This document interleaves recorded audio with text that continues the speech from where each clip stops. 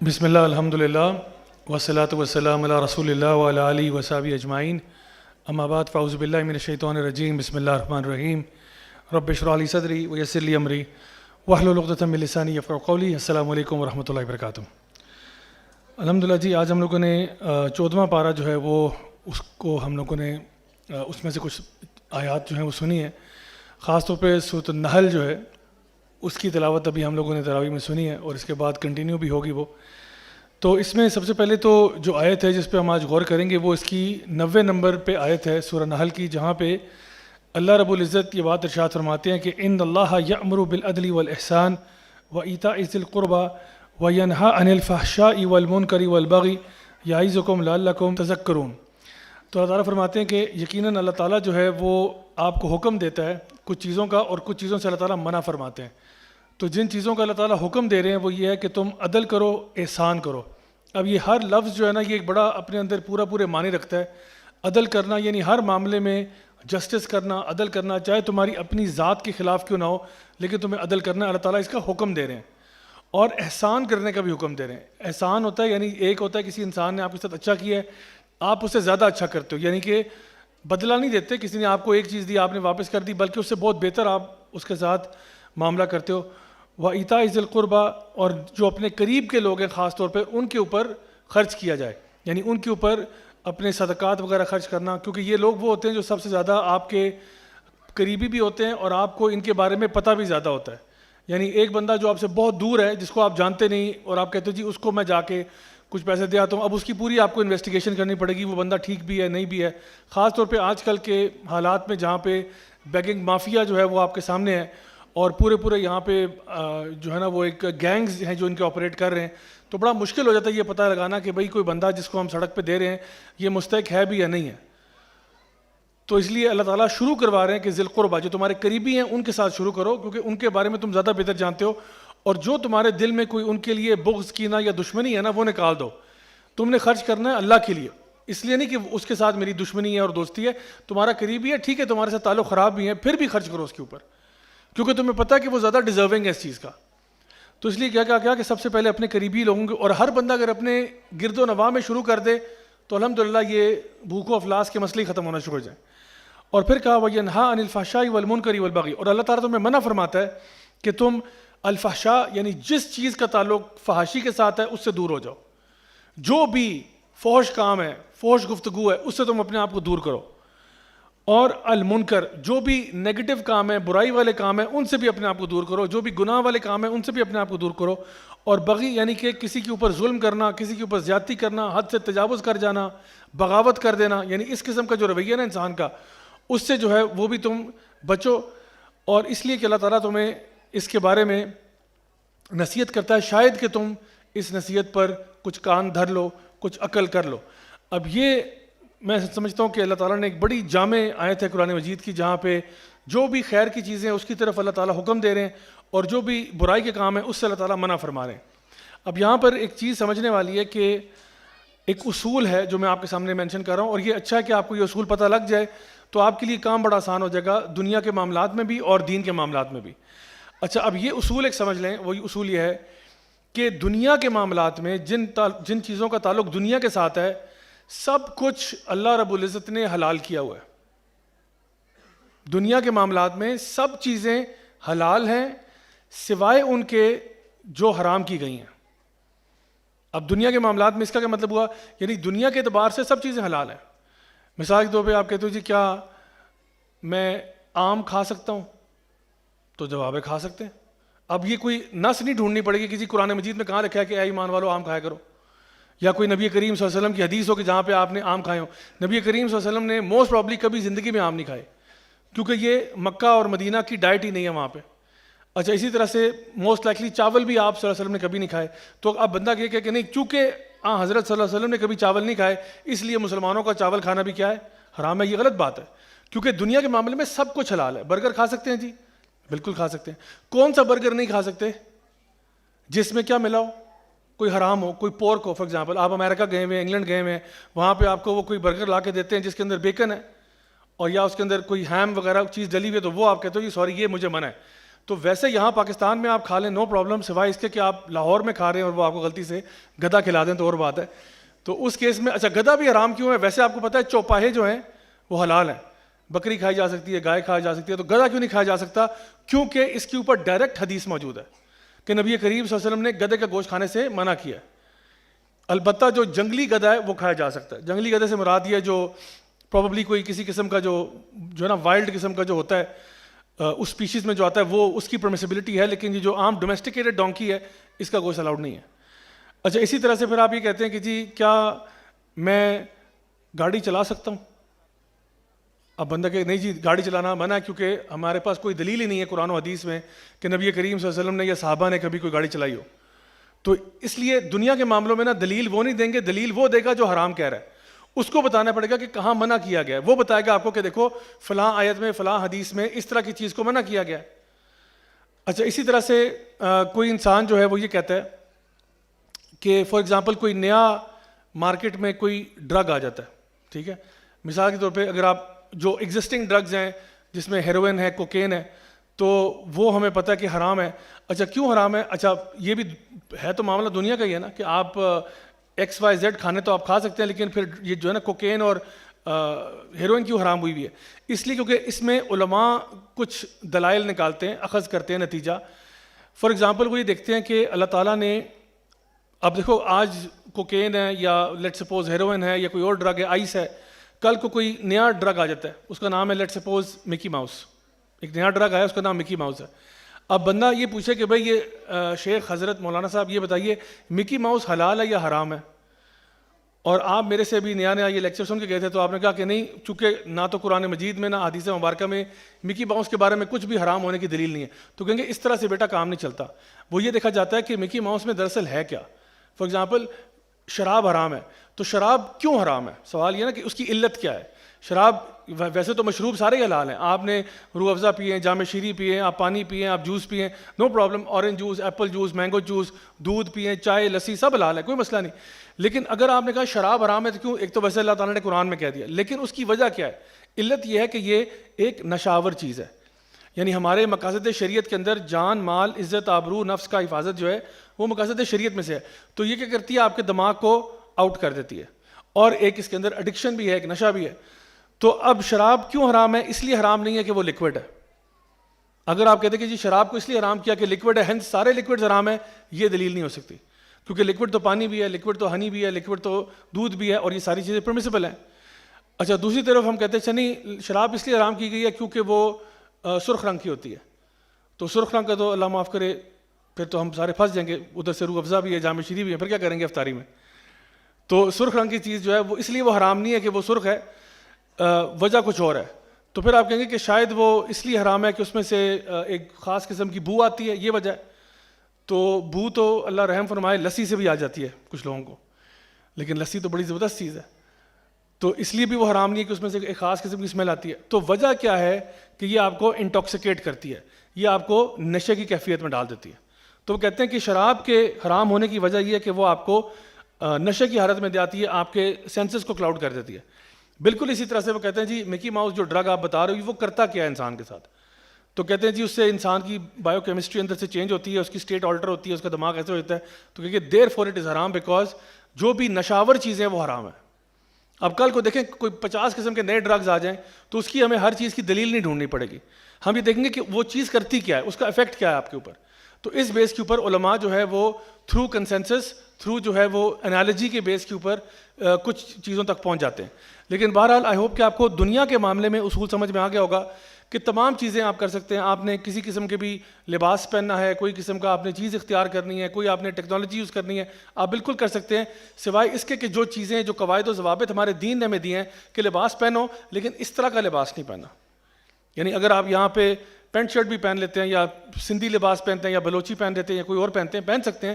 البتہ اس میں جو چیزیں بتائی گئی ہیں کہ فار ایگزامپل اس میں کوئی نان مسلم ریلیجس سمبلزم نہ ہو، کہ آپ نے کوئی ٹی شرٹ تو پہنی ہوئی ہے، ٹی شرٹ پہننے میں مسئلہ نہیں ہے لیکن ٹی شرٹ کے اوپر کراس بنا ہوا ہے بڑا سا، یا مثال کے طور پہ آپ کے کپڑے جو ہیں وہ بالکل، کپڑے تو پورے پہنے ہیں لیکن وہ بالکل ٹرانسپیرنٹ ہیں، تو جو کام تھا کپڑوں کا وہ کام تو نہیں کر رہے. تو آپ کہ نہیں لیکن میں نے کپڑے تو پورے پہنے آپ نے، لیکن یہ جو طریقہ کار ہے یہ ٹھیک نہیں ہے آپ کا. تو اس لیے کچھ چیزیں جو ہیں وہ ہمیں بتائی گئی ہیں دین کے اندر کہ ان چیزوں کا خیال رکھتے ہوئے باقی کلو وشربو، کھاؤ پیو جو مرضی کرو، آپ کے پاس فریڈم ہے، دنیا کے اعتبار سے سب کچھ حلال ہے. اگر کوئی بندہ آپ کو دنیاوی اعتبار سے کہہ رہا ہے کہ یہ آپ غلط کر رہے ہیں تو وہ دلیل وہ لے کے آئے گا، آپ نہیں لے کے آؤ گے کہ جی میں آپ کو قرآن یا حدیث سے لا کے دوں کہ برگر یا پیزا یا فلانا حلال ہے، دلیل وہ لے کے آئے گا. تو یہ تو رہا دنیا کا معاملہ. دین کے معاملے میں، عبادات کے معاملے میں سب کچھ حرام ہے. کوئی عبادت آپ نہیں کر سکتے سوائے اس کے جو اللہ اور اس کے رسول نے بتائی ہے. بات سمجھ میں آ رہی ہے؟ آپ مثال کے طور پہ آپ کہتے ہو جی میں ایک عبادت کرتا ہوں، میں ہر جمعرات کو ایک ٹانگ پر کھڑا ہو کر خالص اللہ کی رضا کے لیے آیت الکرسی پڑھوں گا اور ایک ٹانگ پہ میں چھلانگیں بھی ماروں گا، تو اس سے میرا کارڈیو ویسکولر بھی تھوڑا سا ہو جائے گا. پھر تقریباً 100 جمپس کے بعد میں لیگ سوئچ کروں گا اور آیت الکرسی جاری رکھوں گا. اور یہ میں اس کو ہم نماز راجہ کہہ دیتے ہیں، ٹھیک ہے فار ایگزامپل. اور یہ ہم ہر جمعرات کو پڑھا کریں گے خالص اللہ کی رضا کے لیے، اور آنکھوں سے آنسو جاری ہوں گے جب ہم یہ نماز پڑھیں گے. تو کیا یہ نماز پڑھنا صحیح ہے؟ کیوں، کیا مسئلہ ہے بھئی؟ اس میں تو قرآن ہی پڑھا جا رہا ہے، کیا بری بات ہے؟ بری بات یہ کہ یہ طریقہ اللہ اور اس کے رسول کا نہیں ہے. تو آپ اپنی طرف سے کوئی عبادت نہیں نکال سکتے، بلکہ اللہ کے نبی صلی اللہ علیہ وسلم فرماتے ہیں کہ جو بھی اس دین میں وہ چیز ڈالے گا جو اس کا حصہ نہیں ہے فہو رد، وہ رد کر دی جائے گی. ورنہ ہر بدعت جو ہے، ہر بدعت گمراہی ہے، اور ہر گمراہی جو ہے وہ جہنم کی آگ میں. کوئی بھی انسان اضافی طور پہ دین میں کوئی نئی چیز ڈال دے. مثال کے طور پہ آپ کو بتایا گیا فجر کی نماز جو ہے اس میں آپ نے ہر رکعت میں 2 سجدے کرنے ہیں. 3 کر لیں تو کیا ہے؟ جائز ہے؟ آپ کہتے ہو اللہ کی رضا کے لیے میں 3 سجدے کرتا ہوں. آپ لوگ تو سارے چھوٹے لوگ 2 سجدے کرتے ہو، میں تو 3 کرتا ہوں. آپ لوگ تو سورہ فاتحہ پڑھتے ہو، میں تو سورہ فاتحہ بھی نہیں پڑھتا، میں سورۃ البقرہ پڑھتا ہوں. آپ تو فوراً سورہ فاتحہ پڑھ کے ختم ہو جاتے ہو، میں تو 2 گھنٹے کا میرا قیام تھا صرف پہلی رکعت کا. تو میری نماز زیادہ بہتر ہے یا آپ کی؟ یقیناً آپ کی نماز بہتر ہے. کیوں؟ کیونکہ میں جو چیز کر رہا ہوں اس کی کوئی دلیل نہیں ہے قرآن و حدیث میں. تو یاد رکھیں دنیا کے معاملوں میں سب کچھ حلال ہے، کچھ بھی آپ کر سکتے ہیں سوائے اس کے جو بتایا گیا کہ یہ حرام ہے، اس سے بچ جاؤ. دین کے معاملے میں، عبادات کے معاملے میں کوئی عبادت آپ نہیں کر سکتے سوائے اس کے کہ اس پہ اللہ اور اس کے رسول کا سٹیمپ آف اپروول ہونا چاہیے. اگر تو سٹیمپ آف اپروول ہے وہ سر آنکھوں پہ، وہ ہم کریں گے. اگر سٹیمپ آف اپروول نہیں ہے، تھینک یو ویری مچ، خدا حافظ، ہمیں یہ کام نہیں چاہیے. کیونکہ یہی بدعت اور گمراہی ہے جس کے بارے میں نبی کریم صلی اللہ علیہ وسلم نے منع فرمایا ہے کہ اس طرح کی چیز نہیں کرنی. تو جب انسان یہ کام کرتا ہے یقیناً یہ بھی المنکر میں چلے جاتے ہیں، جس کے بارے میں اللہ تعالیٰ آپ کو منع فرما رہے ہیں کہ کوئی بھی ایسے کام جو اللہ اور رسول کی طرف سے نہیں بتایا گیا اپنی طرف سے نہ شروع کر دینا. اور میں آپ کو بتاؤں قوموں کی سب سے بڑی گمراہی کا وجہ یہ بنی ہے کہ ان کو جو دیا جاتا تھا وہ اس کو چھوڑ کے کچھ نیا شروع کر دیتے تھے. بہت سارے مذاہب ایسے ہیں، بہت ساری ادیان ایسے ہیں جن کو جو کچھ دیا گیا تھا اسکرپچر میں، اسکرپچر تو بہت پیچھے رہ گیا، اب وہ آگے سے چینج ہو کے چیز کیا سے کیا بن گئی ہے. ہمارے یہاں بھی، ہمارے ملک پاکستان میں بھی حیرت ہوتی ہے سبحان اللہ کہ لوگ کیا کچھ نہیں کر رہے دین کے نام پر. پچھلے سالوں کی بات ہے کہ 12 ربیع الاول کے اوپر ایک باقاعدہ خاتون کو پری بنا کے انہوں نے فلوٹ پہ ڈال کے تو پورے شہر میں سیر کروائی ہے.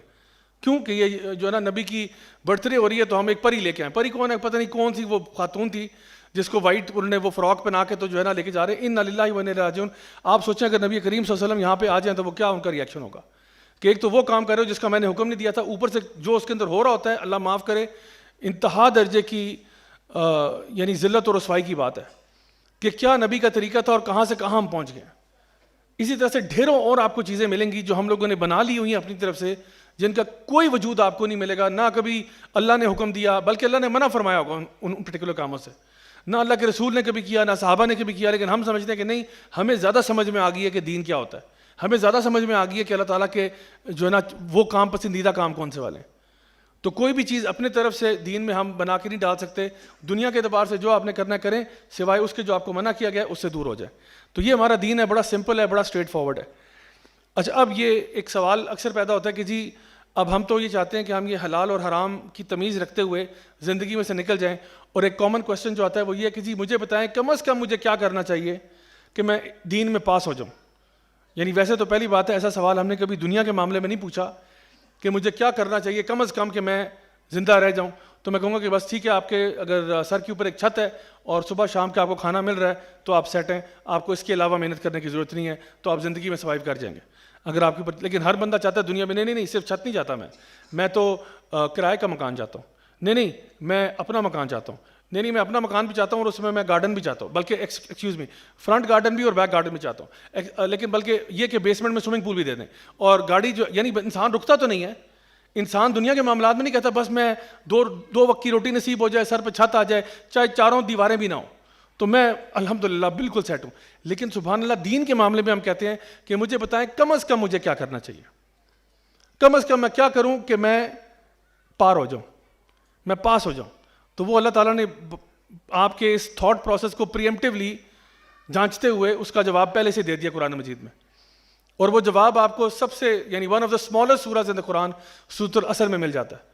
اللہ سبحانہ تعالیٰ فرماتے ہیں وَالْعَصْرِ إِنَّ الْإِنسَانَ لَفِي خُسْرٍ إِلَّا الَّذِينَ آمَنُوا وَعَمِلُوا الصَّالِحَاتِ وَتَوَاصَوْا بِالْحَقِّ وَتَوَاصَوْا بِالصَّبْرِ, کہ تمام انسان, وقت کی قسم جو تمہارے ہاتھوں سے نکل رہا ہے, تمام انسان خسارے میں ہیں, تمام انسان لاس میں ہیں, تمام انسان فیل ہو رہے ہیں سوائے ان کے جو یہ 4 کام کریں گے. إِلَّا الَّذِينَ آمَنُوا وَعَمِلُوا الصَّالِحَاتِ وَتَوَاصَوْا بِالْحَقِّ وَتَوَاصَوْا بِالصَّبْرِ, جو لوگ ایمان لائیں گے کس پر, اللہ پر, آمن باللہ وملائکتہ وکتبہ ورسلہ ویوم الآخر والقدر خیر وشر, اللہ پر, اللہ کے جو انبیاء ہیں رسولوں پر, اور ملائکہ پر, اور پچھلی کتابوں پر, اور قیامت کے دن پر, اور تقدیر پر, یہ ان چیزوں پر آپ ایمان لائیں گے. اور اس کے بعد اعمال صالحہ کریں گے. اعمال صالحہ کیا ہیں؟ وہی کام ہے جو نیت بھی ٹھیک ہونی چاہیے اور کام بھی شریعہ کمپلائنٹ ہونا چاہیے. ان میں سے کوئی ایک چیز بھی مسنگ ہے تو وہ کام اللہ کی بارگاہ میں قبول نہیں ہے. کبھی کبھار کیا ہوتا ہے آپ کا نیت اچھی ہوتی ہے, انما الاعمال بالنیات, صحیح بخاری کی پہلی حدیث ہے, عمل کا دار و مدار نیت پر ہے. لیکن صرف نیت سے بھی کام نہیں چلتا, نیت بھی ٹھیک ہوگی, عمل بھی ٹھیک ہوگا. 2 مثالیں دیتا ہوں آپ کو. نماز پڑھنا اچھا عمل ہے, اچھا عمل ہے نا, اللہ تعالیٰ ثواب دیتا ہے. اللہ تعالیٰ قرآن مجید میں ارشاد فرماتے ہیں فَوَيْلٌ لِّلْمُصَلِّينَ الَّذِينَ هُمْ عَنْ صَلَاتِهِمْ سَاهُونَ الَّذِينَ هُمْ يُرَاءُونَ. برباد ہو جائیں نماز پڑھنے والے. کیوں بھائی, ابھی تو کہہ رہے تھے نماز پڑھنا اچھی چیز ہوتی ہے, اللہ تعالیٰ کہہ رہے ہیں برباد ہو جائیں نماز پڑھنے والے. کیوں؟ الَّذِينَ هُمْ عَنْ صَلَاتِهِمْ سَاهُونَ الَّذِينَ هُمْ يُرَاءُونَ, وہ جو دکھاوے کی نمازیں پڑھتے ہیں اور نماز کی طرف سستی سے آتے ہیں. برباد ہو جائیں ایسے نماز پڑھنے والے جو کہ صرف دکھاوے کی نمازیں پڑھیں, ان کی نیت اللہ کی رضا نہیں ہے. ایک بندہ مال خرچ کرتا ہے, نیت اللہ کی رضا نہیں ہے, نیت یہ لوگ میری واہ واہ کریں گے, لوگ مجھ سے امپریس ہو جائیں گے, لوگ کہیں گے ماشاءاللہ جی بڑے کوئی سخی آدمی ہے. تو کام تو بہت اچھا ہے جو آپ کر رہے ہیں, اللہ کی راہ میں خرچ کرنا, نماز پڑھنا بہت اچھا کام ہے, لیکن نیت چونکہ آپ کی کھوٹ آیا ہوا ہے نا, اس لیے وہ کام خراب ہو گیا آپ کا, وہ کام اللہ کی بارگاہ میں قبول نہیں ہے. دوسری طرف نیت آپ کی کمال ہے, کمال نیت ہے, لیکن کام 2 نمبر ہے. جیسا کہ میں نے ابھی آپ کو مثال دی تھی, خالص اللہ کی رضا کے لیے آپ نماز راجہ پڑھتے ہیں جمعرات والے دن, تو کام خراب, چاہے کتنی اچھی نیت ہو آپ کی, میں تو مخلصین لہ الدین حنفاء, میں نے اپنے دین کو اللہ کے لیے خالص کر دیا ہوا تھا اور میں نے نماز پڑھی, قرآن پڑھا, دل میرے آنکھوں سے آنسو جاری ہو گئے, اللہ کے یہاں قبول نہیں ہے, کیونکہ یہ کام ہی آپ نے ایسا کیا ہے جس کا حکم ہی نہیں تھا. یا پھر مثال کے طور پہ ایک سوسائڈ بامر ہے, سوسائڈ بامر ہے, وہ بڑے بازار میں آ کے خالص اللہ کی رضا کے لیے اپنے آپ کو بم چھڑا دیتا ہے, کہ وہ کہتا ہے یار یہ ساری کافر ہو گئے ہیں, یہ ساروں کا بیڑا غرق ہو چکا ہے, میں اب اپنے آپ کو اپنا نذرانہ, جان کا نذرانہ پیش کرتا ہوں, اڑاتا ہوں, اور بھرے بازار میں اپنے آپ کو اڑا دیتا ہوں, اور جائیں سارے بھاڑ میں جائیں, اور اپنے آپ کو بم سے اڑاتا ہے, تکبیر اللہ اکبر, اور دراز دھماکے سے اڑ گیا. تو کدھر گیا؟ جنت میں چلا گیا سیدھا. کیوں؟ کیونکہ نیت اس کی ٹھیک ہوگی. میں اس کی نیت کو جج نہیں کرتا, نیت ہو سکتا ہے اس کی واقعی میرے سے زیادہ خالص ہو, لیکن جو اس نے عمل کیا ہے وہ غیر شرعی ہے. کیونکہ اللہ تعالیٰ فرماتے ہیں قرآن مجید میں کہ جس نے ایک جان بھی نہ حق لی ہے, اس نے گویا پوری انسانیت کا قتل کیا. اس نے ایک جان نہ حق جو اس نے لی ہے, پوری انسانیت کا مرڈر اس کے سر پہ ہے, چاہے نیتیں جتنی صاف کر لیں آپ. اسی طرح سے بڑی عید پہ کوئی بندہ کہتا ہے میں خالص اللہ کی رضا کے لیے قربانی تو نہیں دوں گا لیکن واٹر کولر لگا دوں گا. تو بھائی جان واٹر کولر لگانے کا حکم نہیں تھا آپ کو, قربانی کا حکم تھا کہ آپ نے اللہ کی راہ میں کوئی جانور قربان کرنا ہے. واٹر کولر اور کمبل اور ٹیپ ریکارڈر اور سلائی مشین اور استری کسی بیوہ کو نہیں دینی تھی, وہ سارا سال آپ دے سکتے ہیں. یہ وقت تھا قربانی کا, سیکریفائس کا. اس میں کولر سارا سال آپ کو یاد نہیں آتا, اسی یعنی بڑی عید پہ یاد آتا ہے. تو آپ نے کرنا وہی کام ہے جو کہ شریعت کے مطابق بھی ہو اور نیت بھی آپ کی ٹھیک ہو. یہ ہے اعمال صالحہ. تو الا الذین آمنوا, جو ایمان بھی لائیں گے, اعمال صالحہ بھی کریں گے, وتواصوا بالحق, حق کی طرف دعوت بھی دیں گے, خیر کی طرف بلائیں گے بھی. کس طرح بلائیں گے؟ اپنے علم کے بقدر اور اپنی استطاعت کے مطابق. ہر بندہ جتنا اس کے پاس علم ہے اس حساب سے نیکی کا حکم دے, برائی سے روکے, اور پھر اس راستے میں مشکلیں بھی آئیں گی تو اس پہ صبر بھی کرے اور صبر کی تلقین بھی کرے. یہ چاروں پرچے آپ نے کلیئر کرنے ہیں. جو یہاں پہ اسٹوڈنٹس ہیں یا جو ایون اسٹوڈنٹس اب نہیں بھی ہیں, اگر کسی نے زندگی میں لاجک گیٹس پڑھے ہیں یا الیکٹرانک سرکٹس میں گیٹس وغیرہ پڑھے ہیں جس میں اینڈ گیٹ اور گیٹ وغیرہ ہوتا ہے, شاید کسی کو نائٹ میئر ابھی ہو رہا ہو کہ نہیں دوبارہ بات نہ کریں, یہ چیزیں ہم تو بلا چکے ہیں, ہم تو چھوڑ کے آ چکے ہیں, چیزوں کو دوبارہ سے یاد نہ کرائیں. تو اینڈ گیٹ یاد ہوگا آپ کو شاید. اینڈ گیٹ جو ہوتا ہے نا, اس میں جب دونوں سگنلز آتے ہیں نا پھر اس میں سے کرنٹ پاس کرتی ہے. یہ سورۃ العصر پہ نا اینڈ گیٹ لگا ہوا ہے. اللہ تعالیٰ فرما رہے ہیں الا الذین آمنوا وعملوا الصالحات وتواصوا بالحق وتواصوا بالصبر. یہ اور یہ چاروں چیزیں کرو گے تو خسارے سے باہر نکلو گے, ورنہ تم خسارے میں ہو. آپ کہتے ہو جی الا الذین آمنوا بھی ہوں اور عاملوا الصالحات بھی ہوں, لیکن دوسروں کو میں تو نہیں بتاتا, وہ تو آپ کا کام ہے نا سر, وہ تو آپ کریں گے, اور نہ میں صبر کی تلقین کرتا ہوں. تو 2 پیپر میں آپ فیل ہیں. پھر آپ نے اپنے علم کے بقدر اور اپنی استطاعت کے مطابق دین کی بات کرنی ہے. یہ ضروری نہیں ہے کہ آپ نے اسٹیج پہ آ کے بیٹھنا ہے اور مائکرو فون کے سامنے بات کرنی ہے. آپ 1 to 1 بھی تو کر سکتے ہیں نا. آج کل یہ دور ہے, آپ کسی کو واٹس ایپ کریں, آپ کسی کو فیس بک پہ ٹیگ کر دیں, کسی کو پکچر سینڈ کر دیں, کسی کو ویڈیو شیئر کر دیں. یہاں پہ جو ریکارڈنگ ہو رہی ہے یہی کسی کو جو نا غریب کو بھیج دیتے ہو آپ کہ چلو یار مجھے فائدہ ہوا, آپ کو بھی فائدہ ہو جائے گا. تو کیا یہ سب کسی کو کتاب دے دیتے ہو آپ, کسی کو پرائیویٹ میں نصیحت کر لیتے ہو. کوئی آپ کے فیملی ممبرز آئے ہوئے ہیں کھانے کے اوپر, آپ نے کہا میں صرف آپ کے 2 منٹ لوں گا, اور آپ نے اس میں ایک چھوٹی سی کوئی بات کر دی. گھر کے اندر آپ کے بہن بھائی ہیں, ان کے ساتھ آپ کو خیر کی بات کرتے ہو کہ بھائی یار نماز پڑھا کرو, اللہ نے حکم دیا ہے, میری پیاری بہن نماز پڑھا کرو, ایسے کیا, یعنی خیر کی بات تو بتا سکتے ہو. تو جو بندہ جتنی کیپیسٹی ہے اور جتنا علم ہے اس کے مطابق دین کی بات کرے گا. تو یہ چاروں پرچے کلیئر کرنے آپ نے. اب اس میں جو یہ آخری 2 پرچے تھے نا, اس کے بارے میں اللہ تعالیٰ اسی سورۃ النحل میں ارشاد فرماتے ہیں کہ ادعو الی سبیل ربک بالحکمہ والموعظۃ الحسنہ وجادلہم باللتی ہی احسن. یہ آیت نمبر 125 میں اللہ تعالیٰ فرماتے ہیں کہ لوگوں کو اب بلاؤ. کدھر بلاؤ؟ الی سبیل ربک, اللہ تعالیٰ کے رستے کی طرف بلاؤ. اب اس کے میں 4 کمپوننٹس بنا کے آپ کے سامنے یہ پیش کرتا ہوں. سب سے پہلے اللہ تعالیٰ کہہ رہے ہیں کہ لوگوں کو انوائٹ کرو, دعوت دو. تو دین کی طرف بلانے کا کام جو ہے اس کو ہم دعوت کہہ رہے ہیں. دعوت جو ہے وہ کسی کو آپ دیتے ہو, نارمل بھی کسی کو گھر بلاتے ہو, پیار سے بلاتے ہیں یا زبردستی بلاتے ہیں یا بدتمیزی کرتے ہیں اس کے ساتھ؟ پیار سے بلاتے ہیں, کہتے ہیں جی بڑی مہربانی ہوگی اگر آپ ہمارے گھر تشریف لے آئیں, ہمارے لیے بڑے اعزاز کی بات ہوگی. یہ تو نہیں کہتے کہ جاؤ جا کے میرے گھر کھانا کھا کے آؤ, جاتے ہو میں تمہیں بتاؤں, ایسے کبھی کیا کسی کو؟ تو یہ تو دعوت نہیں ہے. دعوت کیا ہوتی ہے؟ پیار سے ہوتی ہے کہ جی ہمارے لیے we would request the pleasure of your company. تو جب دین میں بلا رہے ہوتے تو سختی کیوں کر رہے ہو کہ گھستے ہو اسلام میں یا میں تمہیں گھساؤں جا کے؟ تو اس طرح نہیں ہوتا, پیار محبت کے ساتھ دعوت دینی ہے. تو سب سے پہلے ادعو الی سبیل ربک, اور پھر کہاں بلانا ہے؟ اللہ کے راستے کی طرف. میں نے یہ نہیں کہنا کہ جی مجھے فالو کریں, وہ ویسے اور بات ہے کہ ہم کہتے ہیں چینل کو لائک کریں, سبسکرائب کریں اور بیل آئیکن کو کلک کریں, تو کر دیجیے گا جو لوگ آن لائن دیکھ رہے ہیں. لیکن یہ نہیں کہتا کہ جی سارا حق آپ کو میرے سے ملے گا. نعوذ باللہ ثم نعوذ باللہ, اتنی جرت کسی انسان میں نہیں ہونی چاہیے, کیونکہ ہم سب خطا کے پتلے ہیں. اور اسی لیے ہمارے اسلاف میں ایون صحابہ کہا کرتے تھے, عبداللہ ابن مسعود کہا کرتے تھے اپنے اسٹوڈنٹس کو کہ مجھے بھی فالو نہ کرو. یہ وہ صحابی ہیں جن کے بارے میں نبی کریم صلی اللہ علیہ وسلم نے کہا تھا کہ اگر کسی نے قرآن پڑھنا ہے تو ابن مسعود سے پڑھے. اور وہ اپنے اسٹوڈنٹ کو کہہ رہے ہیں کہ مجھے بھی فالو نہ کرنا, فالو ان کو کرو جو فوت ہو چکے, جن کی بگننگ اور اینڈ آپ کو پتہ ہے کہ کس حال میں وہ جیے اور کس حال میں وہ اللہ کو پیارے ہوئے. ان کو فالو کرو جن کا بگننگ اور اینڈ بھی آپ کو پتہ ہے, خاتمہ بالخیر ہوا ہے ان کا. لیکن ہم تو زندہ ہیں, غلطی کر سکتے ہیں. کون بندہ جو اپنے بارے میں گارنٹی دے سکتا ہے کہ نہیں نہیں میں انشاءاللہ ایمان پہ ہی مروں گا؟ دعا اور ارادہ یہی ہوتا ہے کہ یا اللہ خاتمہ بالخیر نصیب فرمانا. بلکہ میں تو یہ دعا کرتا ہوں کہ اللہ اس حالت میں خاتمہ دینا جب میں تجھے سب سے زیادہ عزیز ہوں. کیونکہ ریٹائرمنٹ کا مزہ تب آتا ہے جب انسان اپنی گیم کی پیک پہ ہوتا ہے. جب بندہ ڈاؤن ہل جا رہا ہو تو ریٹائرمنٹ کا کیا فائدہ؟ پھر تو لوگ دعائیں کرتے ہیں چلو نکالو یار اس کو, بہت ہو گیا. تو دعا کرنی چاہیے کہ اللہ جب بندہ اپنی پیک پہ ہونا, یا اللہ بس اب اٹھا لے تاکہ میں تیرا سب سے زیادہ محبوب ہوں, اس حالت میں تیرے پاس جاؤں جب تیرا سب سے پیارا ہوں, تب بس اٹھا لے مجھے. تو ہر انسان کا حساب اسی طرح ہوگا جیسے اس کا خاتمہ ہوا ہوگا. تو پہلی بات یہ کہا جا رہا ہے کہ لوگوں کو آپ نے دین کی طرف بلانا ہے. کدھر بلانا ہے؟ اللہ الی سبیل ربک, اللہ کے راستے کی طرف بلانا ہے. اور پھر کس طرح بلانا ہے؟ بالحکمہ, حکمت کے ساتھ بلانا ہے. تو بلانا ہے اور حکمت کے ساتھ. حکمت کا مطلب سادہ اردو ترجمہ میں یہ کہوں گا کہ صحیح بات کو صحیح بندے کو صحیح وقت پہ صحیح طریقے سے صحیح جگہ پہ کہا جائے. To say the right thing at the right time to the right person in the right place in the right way. یہ حکمت ہے. کبھی کبھار نا ہماری بات صحیح ہوتی ہے لیکن ٹائمنگ غلط ہوتی ہے. فار ایگزامپل میرا ایک دوست ہے کوئی, وہ ایک کسی کلب سے نکل کے آ رہا ہے اور شراب کی حالت میں ٹن ہے، بالکل ٹن ہوا ہوا ہے، اور میں کہتا ہوں اس کو مجھے دعوت دینی چاہیے کہ یہ شراب چھوڑ دے. میں وہیں شراب خانے میں گھس جاتا ہوں، سارے شرابی وہاں پہ بوتلیں لے کے ادھر ادھر ٹن ہو رہے ہیں، اور میں کہتا ہوں ان الحمد للہ نحمدہ ونستعینہ ونستغفرہ ونعوذ باللہ من شرور انفسنا ومن سیئات اعمالنا، اور وہاں جمعے کا خطبہ شروع کر دیتا ہوں. بات تو ٹھیک ہے نا، بات تو ٹھیک کہہ رہا ہوں. کیا یہ جگہ صحیح ہے؟ ساری عوام آؤٹ ہے، کوئی سننے کے لیے تیار ہی نہیں ہے.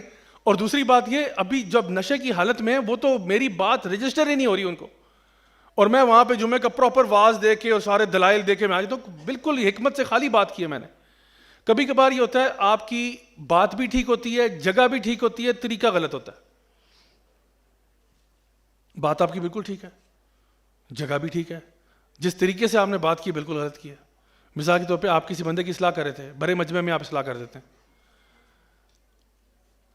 سب کے سامنے. دیکھیے ہاں میں آپ سے بات کروں، آپ نے کل ایسا کیوں کیا؟ اور آپ جی میں جی آپ، تو سارے دیکھ رہے ہیں اچھا اس کی تو یہ کیا کیا. یعنی امام شافعی رحمہ اللہ کہتے تھے کہ کسی اپنے بھائی کو نصیحت کرنا پرائیویٹلی اس کو نصیحت کرنا ہوتا ہے، اور اگر آپ اس کو پبلکلی نصیحت کر رہے ہیں تو آپ اس کو امبیرس کر رہے ہیں اور آپ اس کو ذلیل کر رہے ہیں. تو یہ دیکھ لو کہ آپ نے اس کو سکھانی ہے کوئی بات یا اس کو ذلیل کرنے کا موڈ ہے. تو بات بھی ٹھیک ہو، طریقہ بھی ٹھیک ہو. یہ ہم کہہ رہے ہیں اللہ تعالیٰ کہہ رہے ہیں کہ تم نے اللہ کی طرف بلانا ہے، حکمت کے ساتھ بلانا ہے، والموعظۃ الحسنہ، اور اچھے انداز میں واز کرنا ہے، اچھے انداز میں نصیحت کرنی ہے، اچھے انداز میں سبق سکھانا ہے. ایک حکمت سے بھی کرنا ہے اور اچھے انداز میں بھی کرنا ہے. وجادلہم باللتی ہی احسن، اور پھر جدال کرنا ہے، ڈیبیٹ کرنی ہے. وہ بھی کس طرح؟ بدتمیزی کے ساتھ، تو میں کر کے.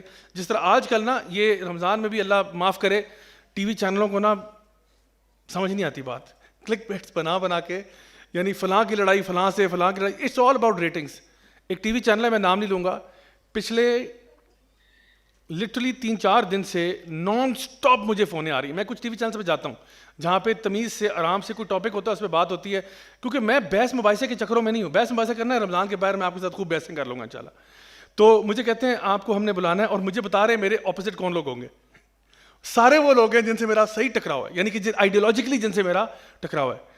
تو میں نے کہا مجھے مسئلہ نہیں ہے، لیکن آپ رمضان کے مہینے میں چاہتے ہیں، کیونککہ آپ کو ریٹنگز چاہیے نا، آپ چاہتے ہو کہ وہ مجھے کوئی بات کہیں گے، میں کچھ سناؤں گا، پھر آپ کہیں گے جی راجہ ضیاء الحق نے منہ توڑ جواب دے دیا اور فلاں ہو گیا. تو میں I am not going to be part of your click bat.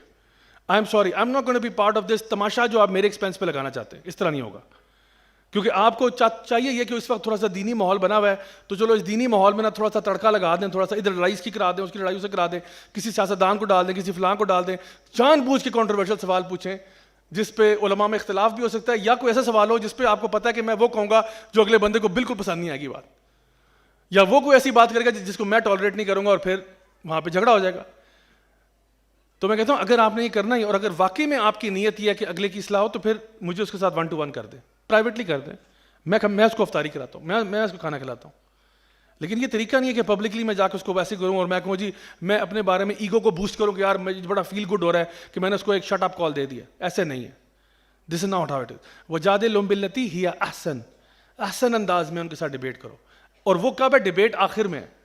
یعنی پہلے ان کو آپ نے اللہ کی طرف بلانا ہے، پھر آپ نے حکمت بھی استعمال کرنی ہے، پھر آپ نے ان کے ساتھ موعظۃ الحسنہ بھی کرنا ہے، اور اینڈ میں ڈیبیٹ ہے. ہمارے یہاں پتہ ہے الٹا حساب ہے، پہلے ہم ڈیبیٹ کرتے ہیں، پہلے تو میں کرتے ہیں، پھر کہتے ہیں چلو اب تمہیں تھوڑی سی واضح اور نصیحت بھی کر دیتے ہیں. حالانکہ یہ بالکل سائیکل الٹی چل رہی ہے. یہاں پہ ہمیں کہا جا رہا ہے سب سے پہلے اللہ کے راستے کی طرف بلاؤ، اور حکمت کے ساتھ بلاؤ، اور احسان سے بات کرو، پیار سے بات کرو، محبت سے بات کرو، اور پھر اس کے بعد اینڈ میں اگر کوئی Q&A کرنا بنتا ہے تو اینڈ میں Q&A کر دو. Q&A in the end. یہ جادلہم باللتی ہی احسن جو ہے یہ اینڈ کے لیے.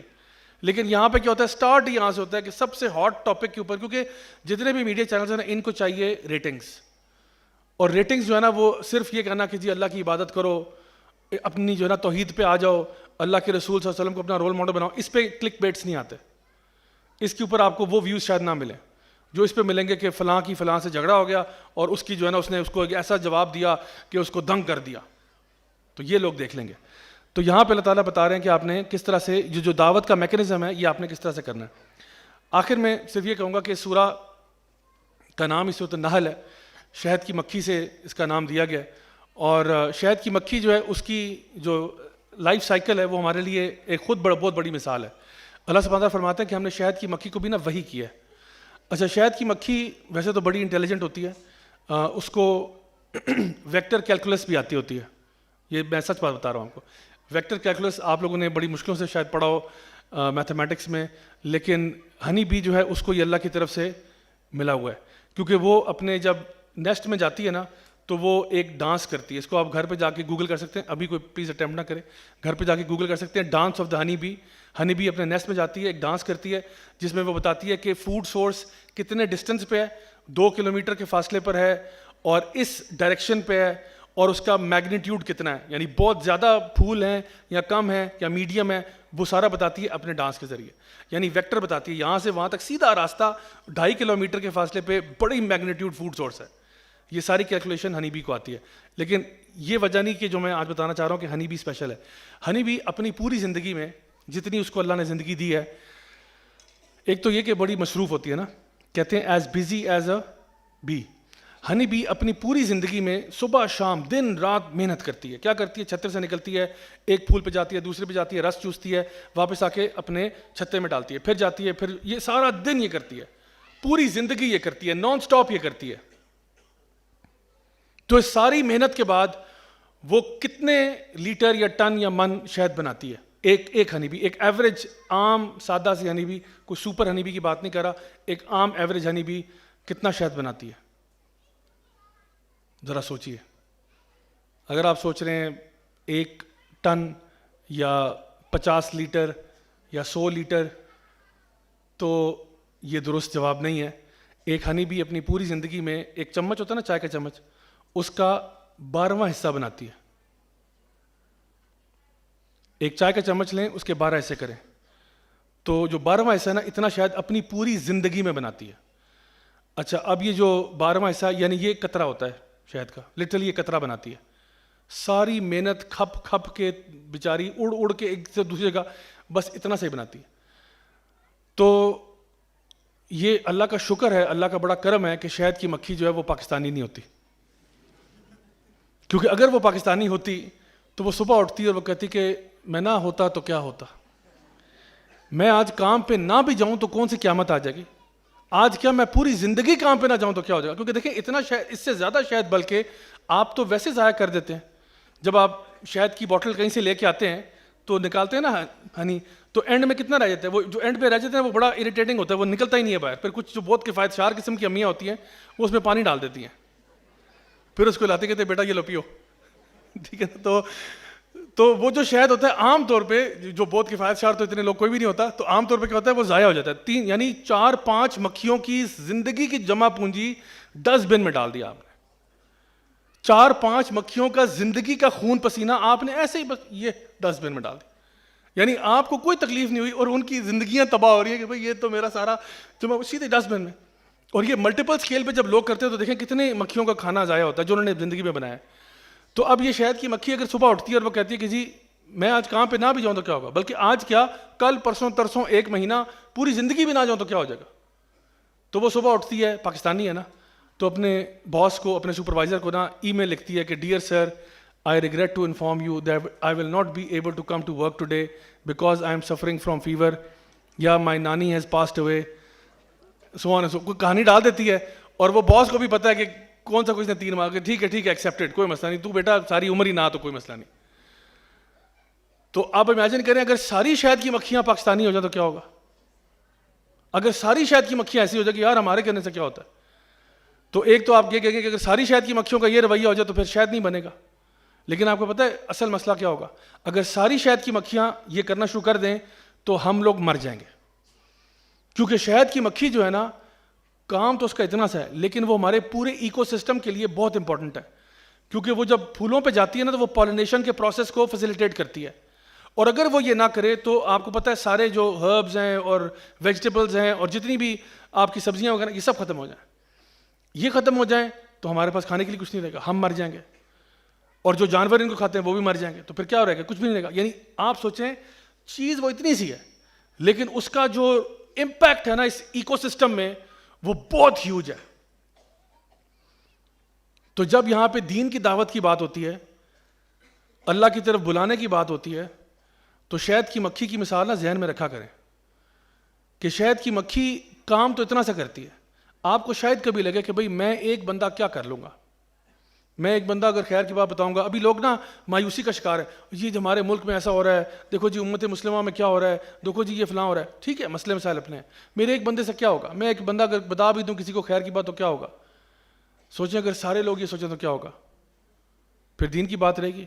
کچھ بھی نہیں ہوگا پھر تو آپ وہ کریں جو آپ کو کہا گیا ہے. آپ اپنی کیپیسٹی میں جو کر سکتے ہیں وہ آپ کریں.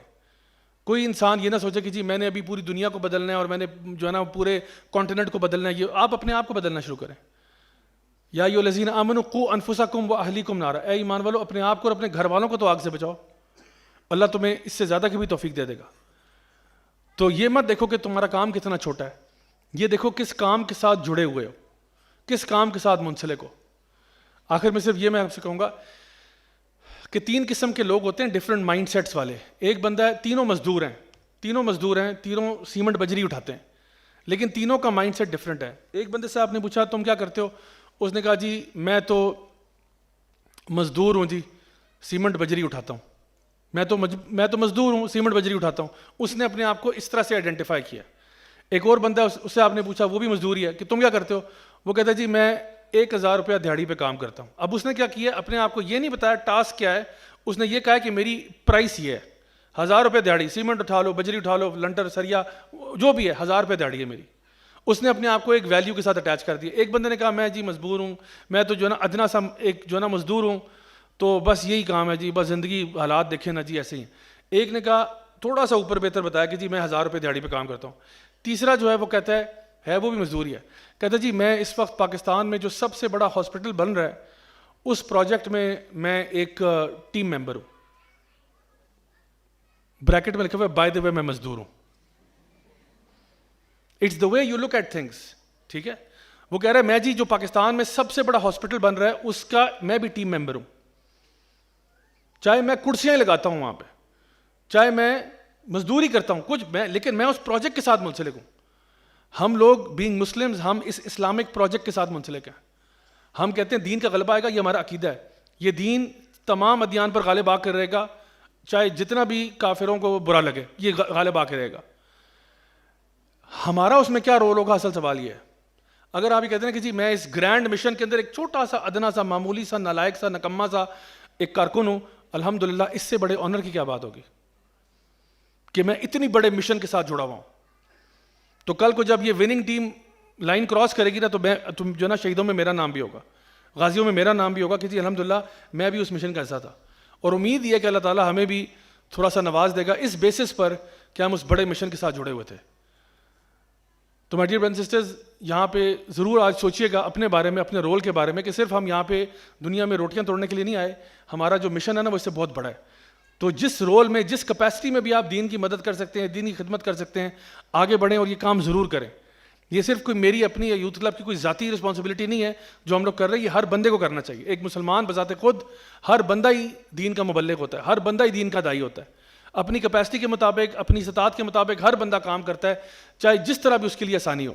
تو اللہ تعالیٰ سے دعا کہ اللہ تعالیٰ ہم سے بھرپور کام لے، ہمارے جو بھی کام ہم اللہ کی رضا کے لیے کرتے ہیں اللہ تعالیٰ ان کو اپنی بارگاہ میں قبول فرمائے اور ہمیں دنیا اور آخرت کی کامیابی نصیب فرمائے.